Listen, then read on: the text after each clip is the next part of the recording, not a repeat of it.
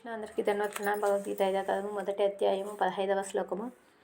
పాంచజన్యం హృషికేశో దేవదత్తం ధనంజయ పౌండ్రం దధ్మౌ మహాశంకం భీమకర్మావృకోదరా. శ్రీకృష్ణ భగవానుడు పాంచజన్యం అనే తన శంఖమును పూరించాడు. అర్జునుడు దేవదత్తం అనే తన శంఖమును పూరించాడు. భోజన ప్రియుడు ఘనమైన కార్యాలు చేసేవాడు అయిన భీముడు పౌండ్రం అనే తన మహాశంఖమును పూరించాడు.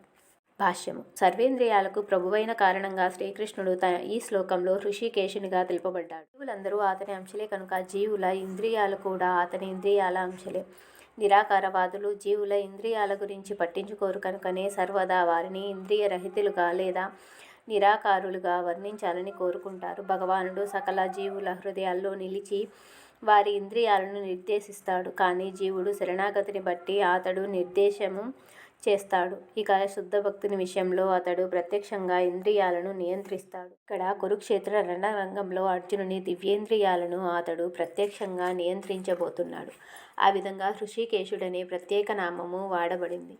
వివిధ కార్యాలను బట్టి భగవంతుని వివిధ నామాలు ఉంటాయి. ఉదాహరణకు మధు అనే రాక్షసుని సంహరించడం వల్ల అతనికి మధుసూదనుడు అనే పేరు వచ్చింది. గోవులకు ఇంద్రియాలకు ఆనందాన్ని ఇస్తాడు కనుక అతని పేరు గోవిందుడు అని వచ్చింది. దేవుని తనయుడై ఆవిర్భవించిన కారణంగా అతని పేరు వాసుదేవుడు అయింది. దేవకీ దేవిని తల్లిగా స్వీకరించిన కారణంగా అతని పేరు దేవకీ నందనుడైంది. బృందావనంలో యశోదకు బాల్య లీలలను చూపిన కారణంగా అతని పేరు యశోదానందనుడు అయింది.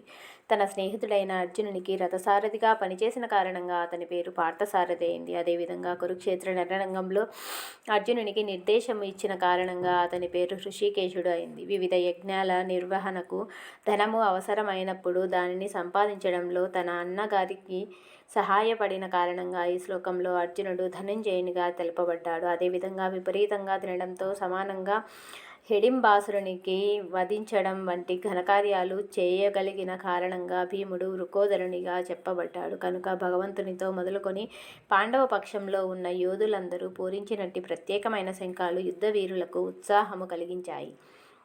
ప్రతిపక్షంలో అట్టి ఘనతను కానీ పరమ నిర్దేశకుడైన శ్రీకృష్ణుని సన్నిధి కానీ లక్ష్మీదేవి సన్నిధి కానీ లేవు. అంటే వారు యుద్ధంలో ఓడిపోవడం ముందే నిర్ణయించబడింది. ఈ సందేశంలో శంఖధ్వనుల ద్వారా ప్రకటింపబడింది.